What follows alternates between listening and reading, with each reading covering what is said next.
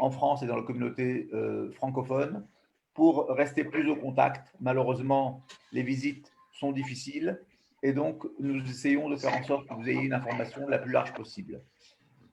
Ce soir, nous avons le plaisir d'avoir M. Emmanuel Serror qui va nous parler du système bancaire en Israël et de son implication sur le marché de l'immobilier, justement, j'allais dire, dans le contexte de cette crise sanitaire, a-t-elle une influence?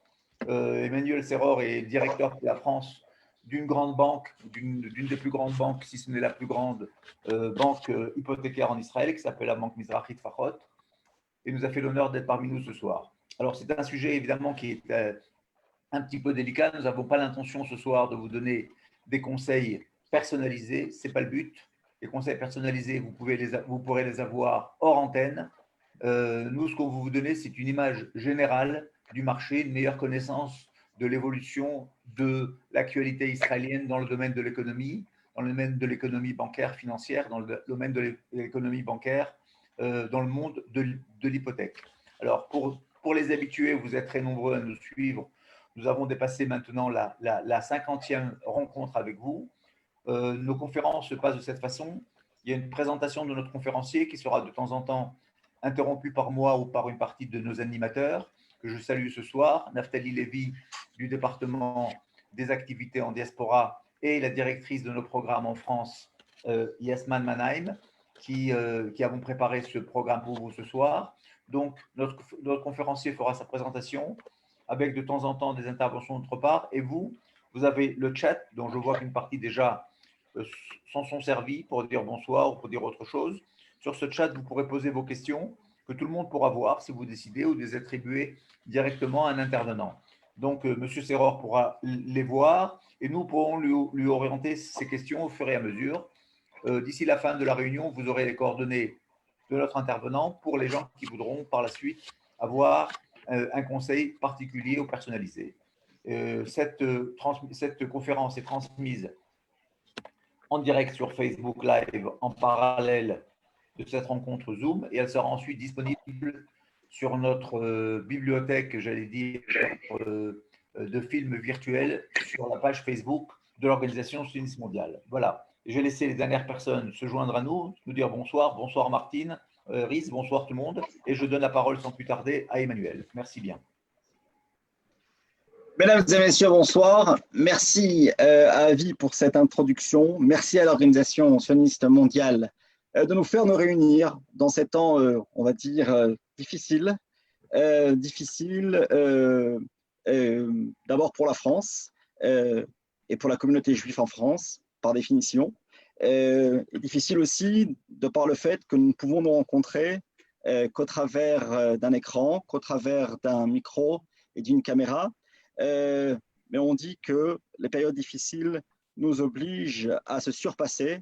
C'est ce que nous allons essayer de faire dans les minutes que nous avons à notre disposition pour essayer un petit peu d'éclairer ensemble un sujet, j'ai envie de dire, avec son sous-sujet qui s'impose. Le système bancaire israélien dans sa globalité, ainsi que le marché immobilier qui en découle. En fait, c'est très naturel comme pont, je dirais, entre les deux sujets, car moi-même, donc Emmanuel Serror, comme très bien présenté, je suis en charge du département des pays francophones à la Mizrahi Tfachot, qui est la troisième banque en Israël, et nous sommes aussi la première banque hypothécaire du marché israélien. En gros, une banque de détail, mais aussi une banque extrêmement impliquée dans le marché immobilier. Et c'est clair, et je dirais encore plus en ce moment, que le marché bancaire ne peut être exploré qu'au travers d'une étude du marché immobilier local. Et donc, en ce qui nous concerne, le marché immobilier israélien. Alors, pour faire un peu d'ordre, hein, parce qu'il faut le savoir, on a souvent des légendes qui traînent et qui sont colportées sur le système bancaire israélien. Il y a des choses vraies et des choses moins vraies. L'important, je pense que c'était aussi l'initiative extrêmement bonne de l'OSM de faire cette rencontre, c'est de faire un peu d'ordre avec beaucoup d'idées préconçues pour que, en direct avec des intervenants qui sont habilités à le faire, puisqu'ils émanent eux-mêmes du système en question, on puisse avoir les vraies réponses à des questions et surtout la bonne description de ce qui se passe. En Israël, il y a 5 grandes banques qui, en ordre de taille, sont la banque Apoalim, la banque Leumi, la banque Mizrahi Tfachot, la banque Discount et la banque Ben Leumi Arishon, autrement connue comme la First International Bank of Israel. Ce sont les 5 grandes banques, il y en a d'autres qui sont un peu plus petites. Ces 5 grandes banques se partagent 85% du marché, avec certes un déséquilibre. Les 3 premières dont nous faisons partie, heureusement, ont une bonne part du gâteau du système de la clientèle israélienne, ou j'ai envie de dire la clientèle agissant sur le sol israélien. Comme vous le savez, notre pays est un pays cosmopolite, notre pays attire énormément d'envie de faire. Dernièrement, même dans des pays pour lesquels on n'imaginait pas un intérêt envers Israël, je parle évidemment des pays du Golfe, mais évidemment les communautés juives du monde entier ont toujours eu envie de faire quelque chose avec Israël, si ce n'est pas dans un premier temps pour y venir, c'est au moins dans un premier temps pour y investir ou pour préparer quelque chose. Pour cela que les banques ont non seulement une clientèle domestique importante, comme dans tout pays, mais aussi une clientèle se trouvant encore à l'étranger ou en phase d'immigration, en phase d'aliyah. Les banques, comme dans tout pays, font preuve évidemment de qualité. Il y a une forte concurrence entre les différents établissements et il est vrai que se trouvant dans la fameuse high-tech nation, le pays de la haute technologie, on fait appel très souvent à ces nouvelles technologies pour se démarquer les unes des autres. Hein. Je vais vous donner un seul exemple. Et c'est vrai que ça peut faire paraître un peu chauvin de raconter combien le système bancaire israélien est performant, mais ce n'est pas grave. En ce moment, on peut se permettre d'avoir un petit peu de baume au cœur quand on parle de choses qui se passent en terre d'Israël, même si c'est le département bancaire. En France et dans pratiquement tous les pays du monde, lorsqu'on veut déposer un chèque sur son compte, on va au guichet ou au système en libre service, on dépose ce chèque sur son compte. Eh bien, sachez qu'en Israël, ou du moins l'établissement dans lequel je travaille, mais ça se répand de plus en plus, dans le système bancaire de la high-tech nation, on prend en photo avec son téléphone le chèque et le chèque est automatiquement crédité sur le compte en Israël. Vous imaginez la situation où on ne va plus, en fin de compte, déposer un chèque, mais le chèque va être automatiquement déposé au travers de son smartphone ou son téléphone personnel, et le chèque, après, peut être détruit. Il a été déposé dans le système bancaire. Je vous donne cet exemple. Bon, c'est vrai un peu pour frimer sur le système bancaire israélien, mais je le disais en préambule, c'est pas grave, on peut se le permettre, mais c'est pour vous montrer qu'il y a usage dans le système bancaire local de beaucoup de ce que la vie nous a fait mériter, à savoir notre matière grise et tout ce qui est technologie dans le cadre bancaire. L'approche du système bancaire aujourd'hui est celle d'une personne et d'un seul interlocuteur qui gère la clientèle de A à Z. À une époque, il y avait des départements dans le système bancaire, le département crédit, le département placement, le département crédit immobilier. Au jour d'aujourd'hui, on essaye de faire de plus en plus ressembler le modèle à ce qu'on appelle un one-stop shop, un seul endroit, un seul lieu de service où l'interlocuteur de qualité que vous avez, parce qu'avec le temps, on noue une relation avec son banquier, c'est très clair. Et récemment, une enquête prouvait qu'on changeait plus vite de coiffeur que de banquier. Ce qui veut dire qu'un bon banquier, lorsqu'on l'a, on préfère souvent le garder au chaud parce que c'est un interlocuteur important dans sa vie de tous les jours.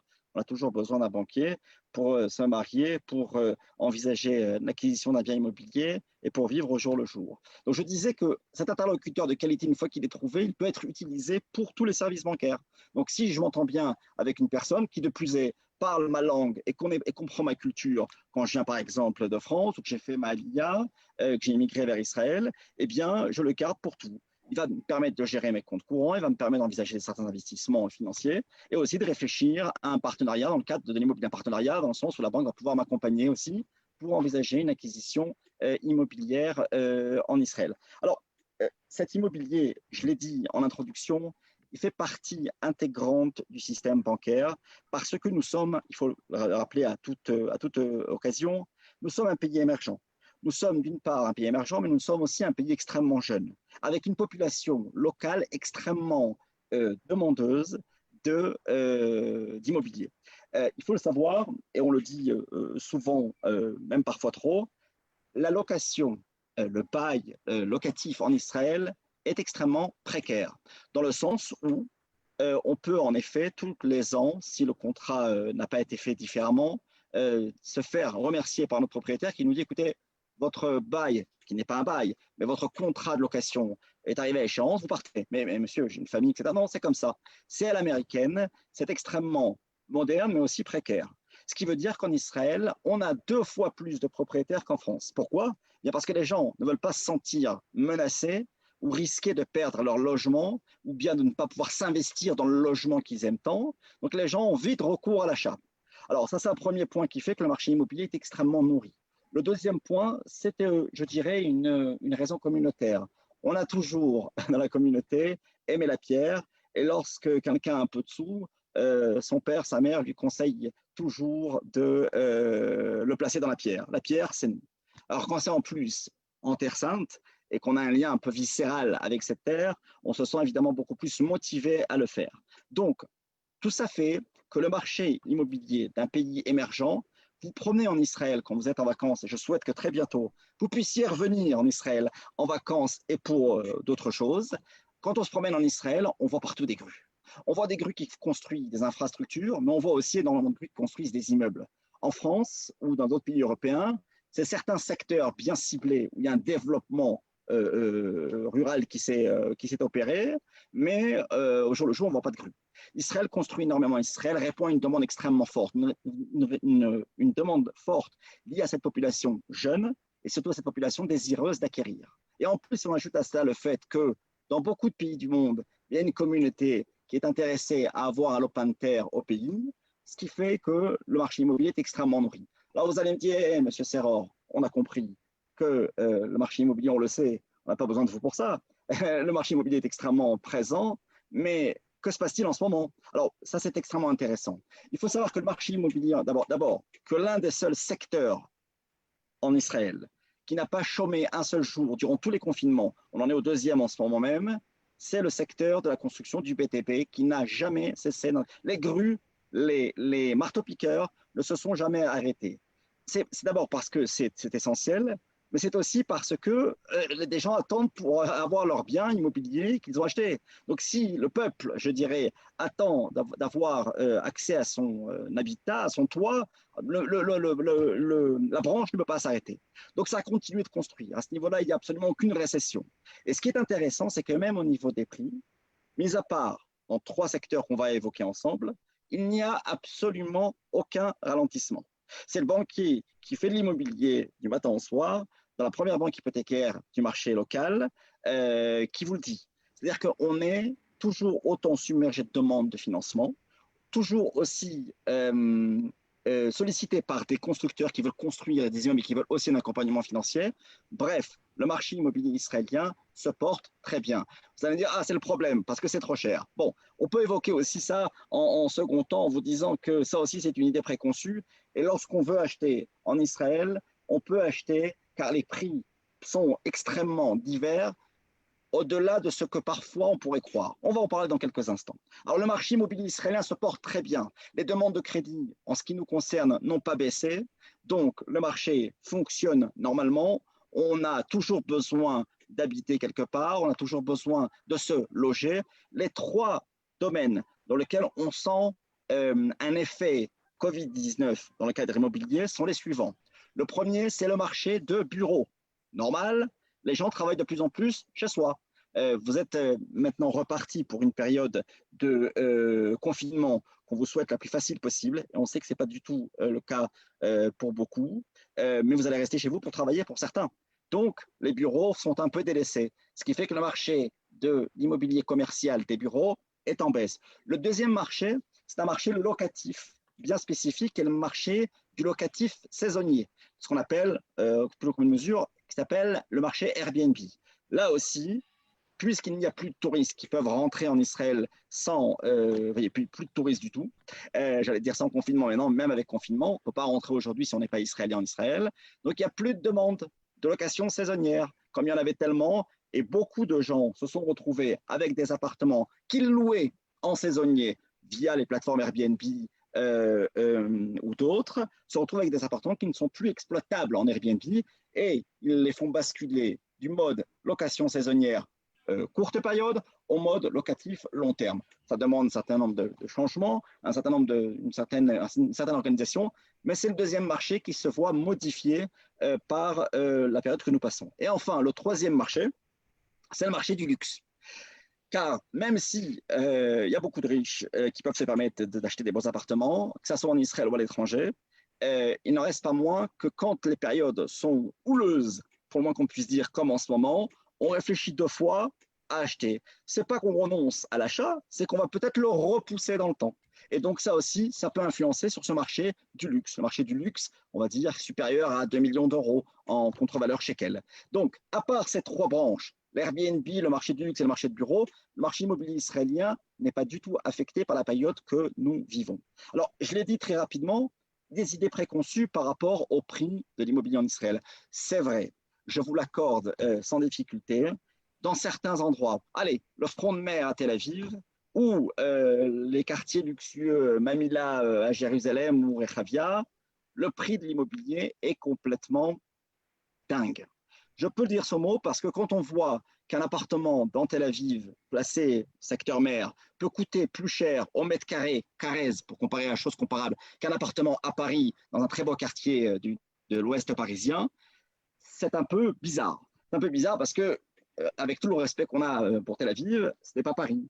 L'immeuble ne sera jamais un immeuble haussmannien parce qu'il vient d'être construit. L'environnement n'est pas le même. Alors, je vous l'accorde, certains quartiers d'Israël, certains micro-marchés qui n'intéressent qu'une petite partie de la population étrangère, encore plus petite du marché local, la population locale, c'est un marché où c'est très cher, c'est intouchable, c'est fou, bref, tous les qualificatifs que vous pourrez trouver seront d'actualité et je suis d'accord avec vous pour le dire. Alors, si on a envie, si on peut se le permettre, on le fait, mais on n'est pas obligé de le faire. Il existe en Israël des appartements à des prix normaux. Lorsque dans une ville comme Netanya, que certains aiment beaucoup, d'autres moins, mais qui reste une ville de plusieurs centaines de milliers d'habitants avec tout ce qu'on aime d'une grande ville, au centre du pays, pas trop excentré, d'accord, et qu'on est à un prix moyen de 4-5 000 euros le mètre carré sur l'immobilier d'habitation, je considère que le prix de l'immobilier en Israël est normal. Parce que d'avoir un soit appartement à 400-500 000 euros pour une famille dans le centre du pays, qui plus est récent ou même neuf, qui se trouve dans une ville comme Netanya, bien écoutez, je considère que c'est un prix normal. Alors oui, pas tout le monde va habiter dans les mêmes endroits, mais c'est le principe du marché immobilier. J'entendais des investisseurs qui me disaient, moi je considère que des villes qui sont un peu plus dans la périphérie, où là on ne va pas être à 4-5 000 euros, mais on va être à 2-3 000 euros le mètre carré, à 1 heure de train. Une heure de train, c'est un peu plus loin que Saint-Germain-en-Laye ou que Versailles par rapport à Paris. Eh bien, vous l'avez en 1 heure de train. Une ville comme par exemple Netivot, dans le sud d'Israël, d'accord, une ville comme Haïfa, où on va se trouver avec des appartements à 3 à 4 000 euros le mètre carré, des appartements fabuleux pour une famille, et on va être à 1 heure de train de Tel Aviv, du centre du pays. Donc, pour vous dire qu'il y a aussi énormément d'idées préconçues sur cette approche immobilière du marché israélien, on peut encore acquérir à des prix normaux du foncier en Israël. Le pays n'est pas complètement dingue à ce niveau-là. On pense et on considère que les prix continueront d'augmenter, car si on regarde depuis la création de l'État d'Israël, 72 ans en arrière, on a 5% en moyenne d'après l'Institut national des statistiques. Donc, on peut imaginer que cette augmentation continuera de persister. Et là-dessus, évidemment, toujours la possibilité de se faire accompagner par un organisme bancaire comme celui que nous sommes pour se faire financer. Parce qu'on n'a pas toujours 200 ou 300 ou 400 000 euros disponibles. Donc évidemment, là-dessus aussi, les possibilités de faire via un établissement local sont ouvertes. Alors, sans rentrer sans rentrer dans le détail, Emmanuel, je pense que c'est une question qui intéresse nos auditeurs, puisque tu as dit qu'effectivement, vous avez aussi une clientèle étrangère.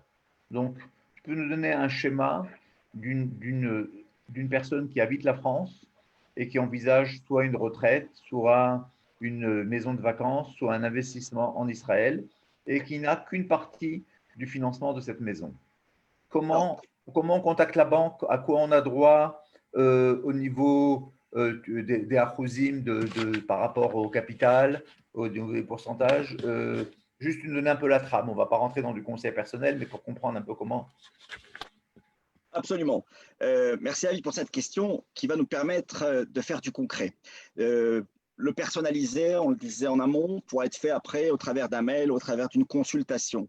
Je vais commencer, si on me le permet, par vous expliquer, pour vous dire que légalement, en toute légalité, il est possible pour un ressortissant français d'avoir un compte à l'étranger. D'accord? C'est quelque chose qui est absolument légal, à condition évidemment de le déclarer, de faire ce que la loi française précise au sujet de ce dit compte. Alors, la bonne nouvelle que j'ai pour vous, c'est que même en ce moment, on ne peut pas nécessairement se déplacer.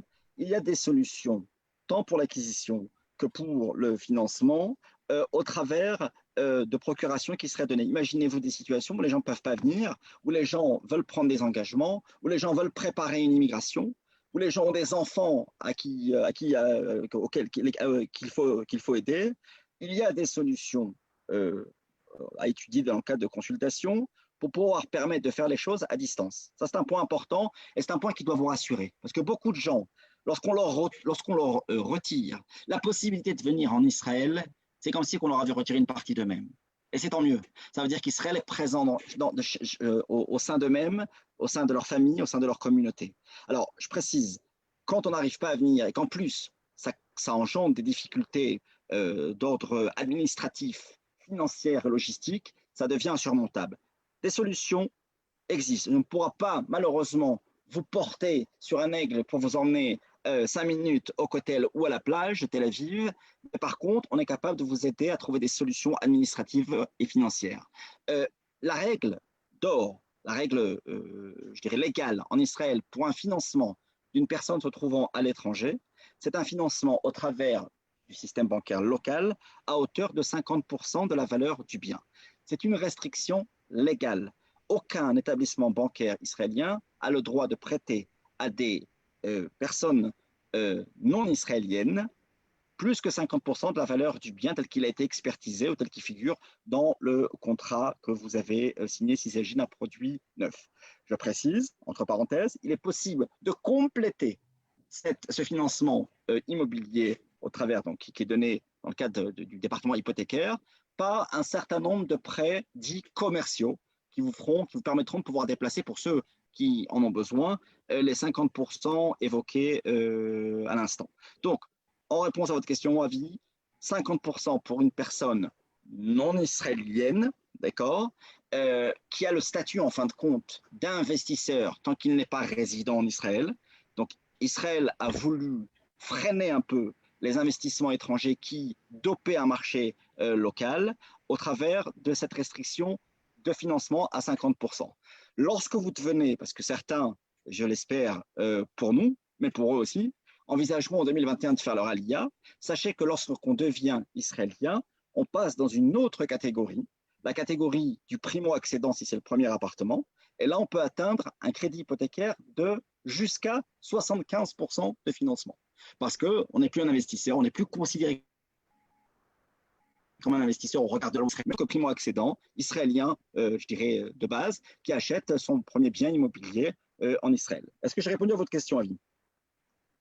Oui, globalement, je crois que c'est très important. Je crois que c'était un petit peu la question qui nous revient souvent et que les gens, surtout en cette période, on se sent fermés. Donc, c'est aussi très important de savoir que par procuration, et je sais que ça s'est fait, pour avoir parlé avec quelques personnes dans le domaine de la banque et dans le domaine des juristes, quelques personnes ont donné procuration, soit à un parent, soit à un avocat, pour pouvoir Tout à faire fait. des acquisitions, parce que c'était dans leur programme, qu'ils avaient libéré une certaine somme d'argent, qu'ils avaient calculé une arrivée à la retraite ou bien autre chose. Et donc, voilà, je crois que c'est important de savoir que le corona ne doit pas bloquer un projet. Au contraire, ça pourra pour certains d'entre vous accélérer dès que les frontières seront ouvertes. Et donc, il y a des solutions aux questions. Alors, en parallèle de la prochaine question du complément, j'appelle déjà les gens qui ont des questions d'ordre général. Voilà, la première qui arrive à nous les poser par chat. Pourquoi fait-on payer une taxe bon, la personne a dit une somme qui me paraît bizarre. Pourquoi fait-on payer une taxe? Je crois que la personne veut dire, Oui, nous parler elle de parle des la… frais d'enregistrement, elle fait des droits de mutation. Alors, Probablement. absolument. Alors, d'abord, cette taxe n'est évidemment pas une taxe quantifiée en montant. Elle dépend évidemment du prix de Pourcentage. l'acquisition. Voilà, absolument. Alors, ce qu'il faut savoir, c'est que depuis quelques semaines, cette taxe d'acquisition qui permet d'enregistrer un bien immobilier à son nom en Israël, un investisseur que vous êtes, comme on le décrivait précédemment, est passé de 8 à 5% pour la première tranche. Donc, monsieur, si c'était ce qui vous freinait pour faire votre acquisition en Israël, sachez que j'ai une bonne nouvelle pour vous. Vous pouvez vous lâcher. Vous êtes passé de 8 à 5% en quelques semaines. Ministre de la Finance l'a décidé et c'est valable. Donc, au jour d'aujourd'hui, même quand on n'est pas israélien, même quand on n'est pas primo-excédent, on ne paye plus que 5% sur la première tranche. Si c'est un appartement qui coûte plus cher, après il y a une deuxième tranche à De toute 6%, mais on ne rentre façon, pas je dans le crois détail. on doit pouvoir dire que globalement, les frais autour de l'acquisition d'un appartement en Israël sont évidemment nettement inférieurs aux frais de l'acquisition d'un appartement en France avec les frais de notaire et les frais d'enregistrement. Absolument. On a 3% de moins, en gros, pour les comparaisons qu'on fait, surtout que maintenant, on est tombé de 8 à 5% pour les droits d'enregistrement, ce qui est tout à fait, on va dire, envisageable lorsqu'on fait une acquisition immobilière. Sachez, messieurs, dames, que si une ALIA est envisagée, une immigration est envisagée, vous avez une certaine période pour récupérer ces fameux frais d'enregistrement sur le barème du nouvel immigrant qui est encore moins important que 5%. Donc imaginez-vous Oui, une acquisition courant 2021, puis après vous décidez, monsieur, alors j'en profite pour dire à Jean, le délai il est d'un an aujourd'hui à peu près. encore une fois, on peut demander une dérogation si le nombre de jours n'a pas été atteint en Israël. En tout cas, sachez que vous n'avez pas de crainte à avoir en me disant attendre l'ALIA pour faire l'acquisition, pour ne pas risquer de perdre les avantages qui me seront donnés en tant qu'olé, en tant que nouvel immigrant. Non. Vous pouvez vous empresser d'acheter en tant que non-résident, que non-israélien, et après, vous serez remboursé sur la base de votre statut de l'Echadash. Jean a posé une question, que je le remercie pour cette question. Neuf, deuxième main, tout le monde est à la même sauce. Le prix de l'appartement va fixer le montant des frais d'enregistrement en fonction du prix d'achat, que ce soit du neuf ou de la deuxième main. La seule différence va être si c'est un terrain ou si c'est un appartement. En général, on achète tous des appartements, donc c'est ce qu'on a dit précédemment. Voilà. L'autre réponse, évidemment, il n'y a pas de rapport entre le fait d'être un primo-accédant français qui n'a pas de propriété en France ou qui a une autre propriété en France, ça n'a pas d'importance. On considère la primo, le primo-accédant comme par rapport au pays de résidence, évidemment, si je me trompe, Emmanuel. Hein. Oui, absolument, c'est parfaitement juste. Ce qui s'est passé en France concerne la France. C'est important à prendre en compte dans le cadre d'un dossier de crédit, évidemment, à propos de votre surface financière, mais ça n'a pas de lien direct avec les frais que vous allez payer dans le cadre de votre acquisition.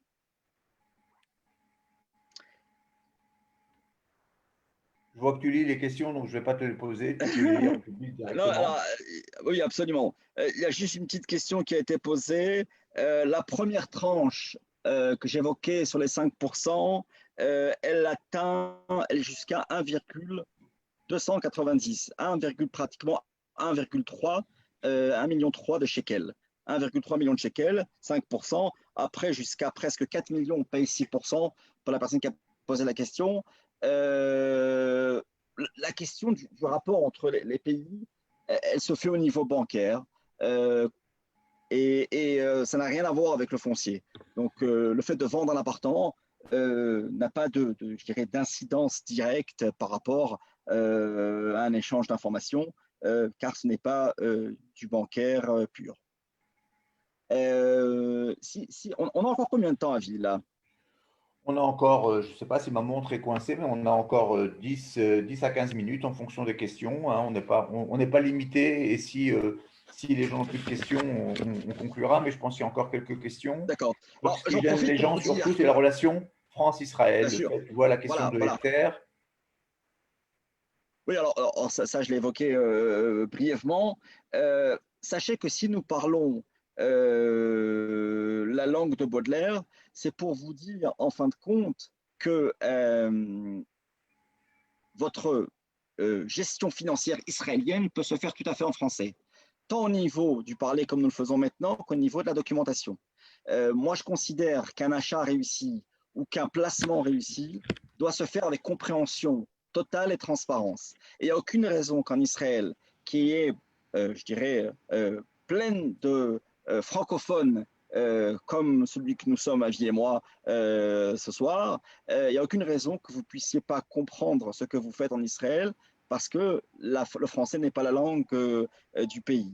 Il y a suffisamment de personnes dans, je dirais, toutes les organisations, que ce soit chez les médecins, que je ne souhaite pas de consulter, chez les banquiers ou dans l'administration, pour pouvoir avoir affaire avec des personnes qui vous comprennent, tant au niveau de la langue qu'au niveau de la culture. Ne faites pas si vous ne comprenez pas. Car le but de tout ce qu'on fait en Israël et le but même de l'organisation de cette soirée, et je salue encore une fois l'organisation sioniste mondiale de faire ces soirées, c'est de vous donner des informations qui vous soient accessibles et de vous permettre de faire de bonnes choses en Israël. Car si vous ne faites pas de bonnes choses en Israël, ben vous n'avez pas aimé Israël. Et le but, c'est quand même de vous consolider cette relation que vous avez avec Israël dans le cœur, dans la poche et dans les intérêts que vous allez pouvoir y avoir. Donc le but, c'est de faire avec compréhension. Entourez-vous de conseillers qui vous comprennent du début jusqu'à la fin. Ne signez que ce que vous avez compris. Ne faites pas parce que c'est Israël. Israël, c'est un pays normal, ce n'est pas une grande synagogue où on fait confiance au rabbin de la communauté pour signer un acte d'acquisition. Il y a des règles, il y a des lois, il y a des avocats, il y a des tribunaux qu'on n'aime pas fréquenter et qu'on veut surtout éviter d'avoir à fréquenter en s'entourant de gens qui nous ont expliqué ce qu'on faisait, que lorsqu'on achète un appartement en Israël, il y a une indexation sur le coût de la construction en général lorsque c'est un produit en voie d'achèvement. C'est normal, mais il faut le savoir. Alors, je dis souvent, le meilleur moyen de ne pas aimer quelque chose, c'est de l'ignorer. Si vous n'essayez pas de comprendre ou si vous ne vous entourez pas de gens qui vont vous expliquer les choses telles qu'elles fonctionnent en Israël, ben à la fin, vous allez détester parce que vous allez dire c'est pas comme ça en France, moi, j'ai pas compris ce que je faisais. Ce genre de phrases doivent être bannies. Et le moyen de les bannir, c'est de s'entourer de personnes et de faire avec compréhension, comme je le disais. Alors, je Et crois que J'ai vu une question. qu'Emmanuel, il y a des questions avant, sur le chat. avant de répondre à Emmanuel, pendant qu'Emmanuel regarde les autres questions qui arrivent, je crois Ah, que c'est un élément fondamental. Bien qu'Emmanuel est un banquier qui a déjà de très longues années d'expérience, mais globalement, et sa banque est une des premières à avoir mis des francophones de premier plan à ce niveau-là, mais globalement, le pays, il y a une révolution francophone qui est très lente, mais qui se passe. Et je crois qu'en tant que professionnel de l'immigration de l'ALIA, on doit vous dire qu'effectivement, aujourd'hui, on vous incite à apprendre l'hébreu. On fait tout pour que vous le fassiez, même à partir de la France, à travers les ulpanim que nous organisons. Et vous pouvez vous brancher sur le site de l'Organisation sioniste mondiale pour décider de faire des ulpanes qui sont maintenant, à partir de ce soir, devenus des ulpanes virtuels, mais qui sont très professionnels. Mais je crois qu'il y a aujourd'hui une introduction beaucoup plus importante de la francophonie dans la vie générale. Et donc, c'est vrai que ça facilite. D'un côté, c'est peut-être une solution de facilité, mais pour certaines personnes qui vont avoir du mal, et je crois que le domaine financier, n'oublions pas que l'achat d'un appartement, ça reste quand même l'investissement financier le plus important dans la vie d'une famille, qu'elle soit une famille d'Olim ou pas une famille d'Olim. Et je crois que de pouvoir trouver des partenaires qui vont vous parler en toute franchise et dans votre langue, avec un suivi personnalisé, c'est quelque chose de fondamental. Et c'est tout à fait bien de s'en occuper. Et ça n'empêche pas de poser les questions les plus difficiles. Et je la pose parce qu'il faut la traiter. On nous parle, on ne va pas rentrer dans les détails parce que ça va être trop. Les taux d'intérêt dans les banques en Israël sont certainement différents. Et là, je pense que là aussi, c'est un problème pareil de profil de la personne. Je ne veux pas dire que tout se négocie parce qu'on est au Moyen-Orient, mais il y a différents taux et il y a des engagements, et Emmanuel va nous le dire en détail, que la Banque d'Israël oblige l'emprunteur à prendre à différents taux d'intérêt, à baser sur différents systèmes pour justement ne pas qu'il se casse la gueule, excusez-moi l'expression, en prenant une seule somme trop importante basée sur un seul système d'emprunt. Si tu veux dire quelques mots là-dessus, Emmanuel. Alors absolument. Il faut le savoir, il n'y a pas si longtemps que ça, on était tous nés, on a vécu une crise dans le monde, une crise qui s'appelle la crise des subprimes, il y a une douzaine d'années. Et cette crise a suivi une erreur, on va dire, d'appréciation bancaire du marché immobilier aux États-Unis, où on a fait un peu n'importe quoi au niveau du financement immobilier. C'est-à-dire qu'on a prêté trop d'argent pour trop peu de taux d'intérêt. Ce qui a causé un souci lorsque les prix de l'immobilier ont un peu baissé, ont diminué. Les banques se sont retrouvées avec des biens immobiliers qui coûtaient moins cher que ce qu'ils avaient prêté. Et comme eux-mêmes avaient revendu ces prêts entre établissements financiers, ça fait effet boule de neige et ça a mené la crise du subprime, qui a été une crise très grave pour le monde entier. Je suis sûr que beaucoup d'entre vous y ont laissé des plumes. Ce qu'il faut savoir, c'est qu'en Israël, une autre crise bancaire, il y a plusieurs dizaines d'années, nous avait fait nous prémunir et de jamais déplacer, par exemple, des financements à hauteur de 75%. C'est-à-dire que Israël n'a jamais, je dirais le régulateur, le gendarme financier n'a pas permis aux banques israéliennes de faire n'importe quoi, tant au niveau des taux de financement qu'au niveau des taux d'intérêt. Ce qui fait que le système israélien en Israël, le système bancaire israélien, est l'un des seuls au monde à n'avoir essuyé aucun coût en 2008, jusqu'à même permettre à certaines banques, et c'est unique dans le monde, de dégager des bénéfices pendant cette année complètement dingue. Le système bancaire israélien est prudent. Le système bancaire israélien ne va pas prêter plus que 75%, on l'évoquait précédemment. Les taux d'intérêt que vous évoquez dans vos questions sont les taux d'intérêt qui sont définis par le marché local. Mais la bonne nouvelle, c'est que quand bien même ces taux d'intérêt sont plus élevés que ce qui se passe sur le marché européen ou en France, qui connaît une crise dans certains domaines que nous ne connaissons pas en Israël, j'ai le privilège de pouvoir vous annoncer ce soir sur notre antenne qu'il existe enfin du vrai taux fixe en Israël. Je précise, du taux fixe non indexé en Israël à des taux extrêmement normaux. Je reprécise, ils sont plus élevés qu'en France. Car si un taux fixe à 2,5% vous effraie aujourd'hui, il faut savoir qu'en Israël, on revient de très loin. Car ces taux, il y a un peu plus que 10 ans, étaient pratiquement à 7-8%. Ce que je veux dire, c'est qu'on est imprégné de ce qui se passe en Europe au niveau des taux qui sont extrêmement bas, mais c'est propre au marché local. Essayez d'emprunter auprès d'un établissement européen pour l'acquisition en Israël, les taux ne seront pas les mêmes. Je veux dire que chaque marché est à traiter de la sorte. En Israël aujourd'hui, le fait de pouvoir arriver à des taux qui sont en valeur absolue des taux normaux, qui existaient en France il y a quelques années et qu'on considérait comme extrêmement intéressants et pas, aujourd'hui, le système bancaire israélien ressemble à ce qui se passe de l'autre côté de la Méditerranée, car il existe des vrais taux fixes. Car il existe des vrais taux fixes qui vous, pour le résumer en une phrase, qui vous disent d'emblée ce que vous rembourserez dans 15 et 20 ans.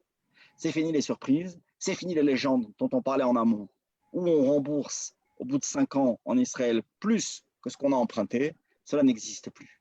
Ce sont des phrases qu'on aime bien dire, qu'on aime bien raconter à la synagogue parce que ça fait plaisir, mais ça n'existe plus, ce n'est plus la réalité.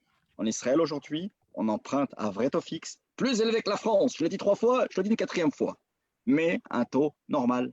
Alors évidemment, vous allez me dire, moi je ne peux pas emprunter en France. Messieurs, dames, faites une partie de votre financement en France, ça ne pose aucun problème.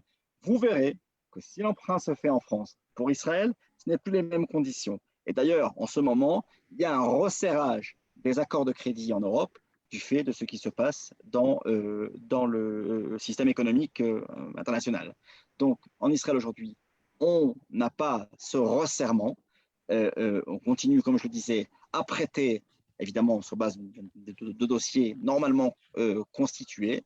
Et ça permet de faire, encore une fois, avec une transparence, compréhension et surtout une idée de ce qui va se passer dans les années à venir. Globalement, je veux rajouter par rapport à ce qu'a dit Emmanuel, c'est que c'est très difficile. Faire son alia, penser vivre en Israël, c'est un changement. C'est pas seulement une idée. C'est pas je vais voter à gauche ou je vais voter à droite. C'est l'engagement de vie. Et c'est vrai qu'on va avoir toujours tendance à se retourner en arrière. On va avoir toujours tendance à vouloir comparer. En France, c'était comme ça. En Israël, c'était ceci. Mais n'oubliez pas ce que vous avez dit, Emmanuel. Le taux d'acquisition, le pourcentage d'acquisition des appartements en Israël est beaucoup, beaucoup plus élevé. Je ne me souviens plus des chiffres, mais je crois que c'est en dizaines de pourcentages qu'il est beaucoup plus élevé qu'en France. En France, il y a un certain système qui peut paraître quelque part très, très, très avantageux, qui sont les appartements sociaux, les appartements d'État, et qui laissent les gens vivre toute leur vie, pour beaucoup, dans des loyers, peut-être des loyers raisonnables, mais à vie, sans jamais acquérir un appartement. Le système israélien, quelque part, nous incite, c'est peut-être difficile de se jeter à l'eau, c'est peut-être des prêts qui sont un peu longs parfois, mais c'est une des grosses réussites du marché israélien qui fait qu'aujourd'hui nous avons un des taux d'acquisition au niveau des appartements, même s'il y a des petits changements ces derniers temps, qui sont parmi les plus hauts au monde. Ce que je veux dire, c'est que il faut penser un peu israélien. Il faut se mettre dans le système, que ce soit demain pour la langue, pour la vie, pour le vécu, évidemment pour le monde immobilier. C'est un monde où il faut un petit peu jouer un petit peu des coudes. Et Emmanuel ne vous le dira pas parce qu'il n'a pas le droit, mais on s'assoit avec son banquier et ensuite on peut négocier, on peut vérifier quelle somme on veut emprunter, évidemment, les marges sont petites, mais sur des prêts immobiliers, c'est important. Et je crois que c'est pour ça que ça nécessite ensuite, on ne pourra pas répondre en détail à toutes les questions, mais globalement, de vouloir dire j'ai une maison en France, est-ce que je peux la faire garantir sur un prêt israélien? Tout ça, c'est pas possible. Ce sont deux systèmes qui sont différents. C'est vrai que c'est difficile parce qu'on a une propriété, on voudrait pouvoir se servir de cet acquis par rapport à Israël. Non, malheureusement, il s'agit de deux pays complètement différents. Il s'agit d'une nouvelle aventure. Cette nouvelle aventure, il faut la vivre à l'heure israélienne. Et c'est pour ça que on a essayé de vous apporter au plus proche un banquier qui vous parle en français et qui connaît parfaitement le marché français et qui peut vous donner les réponses telles que vous les donne en toute sincérité. Comme il vous l'a dit, certains taux sont probablement un peu plus chers en Israël, mais ensuite c'est un compte qu'il faut faire globalement sur aussi ce qu'une maison en Israël acheter, pensez aux gens qui ont acheté une maison il y a 3 ans, il y a 4 ans, je ne parle pas des gens qui ont acheté il y a 10 ans et qui ont fait 100% et 150% de plus-value sur leur investissement en Israël. Oui, pour donner juste un exemple, paru dans la presse la semaine dernière, dans la presse financière, il y a aujourd'hui, en 2020, des endroits en Israël où on peut dépasser les 5% de rapport locatif, je répète, 5% de rapport locatif, et continuer d'avoir dans ces endroits une plus-value latente de 5% annuel. Donc imaginez, pour étayer les propos précédents d'Avisana, eh bien, la rentabilité de 5% qui vient de s'ajouter aux 5% de plus-value, croyez-moi que lorsqu'il s'agit encore de ces barèmes propres aux pays émergents que nous sommes, puisque nous sommes un pays jeune, ce n'est pas le pourcentage, le 1% unique d'écart qu'il va y avoir entre le prêt France et Israël qui va changer quelque chose. On vit dans un tellement bel endroit, c'est l'Eldorado de l'investisseur. Vous connaissez beaucoup de pays où un propriétaire ne paye pas légalement d'impôts sur ses loyers. Un pays industrialisé, un pays avec un PNB par habitant comme celui qu'est Israël. Alors, jusqu'à 1200, jusqu'à 1250. Oui, bien sûr, avec certaines restrictions. Mais donnez-moi un pays dans le monde où on peut gagner 1 000 € par mois de rapport locatif et de ne pas payer d'impôts dessus, en toute légalité. Donc Israël sourit à l'investisseur. Et ce n'est pas parce qu'on vous aime bien, c'est parce qu'Israël veut se développer. Et en plus, c'est un pays qui accepte, qui accueille du matin au soir, même pendant la période difficile que nous vivons, des nouvelles populations de partout. En ce moment, on fête en Israël la semaine ou le mois de l'Aliyah. L'Aliyah française, c'est la première Aliyah au monde. Comprenez qu'aux États-Unis, il y a 10 fois plus de juifs qu'en Israël, qu'en France, et il y a moins depuis la création de l'État, même cette année, il y a moins de nouveaux immigrants qui font leur aliyah des États-Unis. Ça veut dire que vous aimez Israël, mais Israël vous aime aussi. Et Israël va vous permettre de pouvoir faire des choses, d'abord pour vous, mais aussi pour votre poche. Donc Israël est un pays qui sourit à l'investisseur que vous pouvez devenir. Israël veut vous permettre d'avoir quelque chose, même si ce n'est pas votre personne dans un premier temps. Donc c'est un pays où aujourd'hui, on fait ce qu'on peut pour pouvoir promouvoir les finances et l'immobilier. On n'a pas évoqué, on peut placer de l'argent évidemment aussi, on peut faire grandir son capital. Les mêmes placements qui existent en France vont exister en Israël. Alors, ils ne s'appelleront pas assurance vie, parce que ce sont des produits purement français. Ils s'appelleront autrement. Ils s'appelleront autrement, mais ça ne veut pas dire qu'ils seront différents. En tout cas, qu'ils rapporteront moins. Tout est possible, il suffit de le vouloir. Je pense que vous le voulez, et surtout de s'entourer de personnes qui vont vous aiguiller comme vous avez l'habitude. Emmanuel, juste une petite chose, parce qu'il y a beaucoup de questions. Je ne sais pas si on aura le temps de répondre à toutes les questions. Est-ce que vous pouvez juste écrire votre mail dans le chat ou un moyen où les gens puissent vous… La meilleure façon dont tu veux que les gens puissent te contacter, parce que Oui. je ne veux pas qu'on rentre dans le conseil Énormément de personnalisé, questions. Je ne sais qui pas pourrait être si… ensuite mal interprété. Oui. Alors, Je regardez crois que globalement, nous on a sommes… dit qu'effectivement… Oui. Je t'écoute, Emmanuel, si tu veux parler. Non, vas-y, Avi, c'est bon. Je suis en train de marquer une adresse mail. Vous allez voir, elle est très, très compréhensible. Nous sommes la Banque Mizrahi et en initiale, c'est UMTB. Donc, vous avez sur votre écran, dans la partie chat, la possibilité de rentrer dans cette adresse, voilà, qui figure, umtbfrance@umtb.co.il. Posez toutes les questions que vous voulez. On tâchera d'y répondre. Et celles auxquelles on ne peut pas répondre ou à laquelle on n'a pas de réponse, on vous aiguillera pour pouvoir vous apporter un élément de réponse. Donc, ne vous arrêtez pas à un problème de communication et surtout, ne colportez pas des informations qui ne sont pas les bonnes. Je vois beaucoup dans vos questions de choses extrêmement intéressantes, mais je vois aussi des choses qui n'ont pas lieu je dirais, d'être posées, dans le sens où c'est pas la réalité israélienne. Donc, d'abord, Yasmine, je vois que on a un public extrêmement avisé. Le fait qu'il y ait tellement de questions, c'est un bon signe. C'est qu'on touche à des problèmes qui intéressent et qu'on se fera un plaisir de continuer à en discuter en privé. Voilà, je crois que le confinement nous a d'abord aussi, on a parlé de beaucoup de choses, mais nous a aussi montré que beaucoup de gens veulent bouger. Certains veulent quitter les grandes villes, d'autres veulent mieux connaître la nature, d'autres se rapprocher de la mer, veulent se rapprocher de leurs enfants, de leurs parents, veulent se rapprocher de l'endroit où ils ont toujours eu envie de vivre. Et c'est vrai que ces 6 mois qui malheureusement vont probablement se prolonger en 9 mois, si ce n'est pas plus, de coupure un petit peu entre la France et Israël, vont précipiter certaines décisions, vont changer certains modes de vie pour certains, qui se disent au lieu de vivre dans 40 mètres carrés, là où je suis, ben, je préfère, comme tu l'as dit tout à l'heure, aller dans une petite périphérie en Israël et avoir une maison avec une terrasse de 40 mètres carrés avec vue sur la mer, probablement avec un prix qui est probablement le même, et même si j'ai un demi% de prix hypothécaire en plus, ce n'est pas ça qui va changer ma décision, parce que venir en Israël, c'est aussi une décision de vie, c'est une décision d'identité, c'est une décision un peu de rêve que nos parents, vos parents, nos grands-parents ont voulu réaliser. Et c'est vrai que ces périodes de crise, on dit en hébreu, la for mashber le izdamnut, de profiter d'une crise pour en faire une occasion positive. Et je crois que… Avi, on va même leur apprendre quelque chose de sympa de nos auditeurs. Ils le méritent, ils sont très attentifs, ils posent des bonnes questions. On va vous apprendre un petit proverbe, je dirais, de rue israélien. En Israël, lorsqu'on veut, comme le disait Avi, profiter de chaque période difficile pour se surpasser, on dit, si tu as des citrons, les citrons sont un peu aigres, les citrons peuvent un peu choquer le palais. Ben, fais-en de la citronnade qui sera beaucoup plus agréable à boire. Voilà, c'est le dicton de la soirée israélienne. Et nous, juste une dernière question. Est-ce que les viagers existent en Israël aussi ou c'est juste… Je ne crois pas. Le viager n'existe pas tel qu'il est défini en France. Voilà.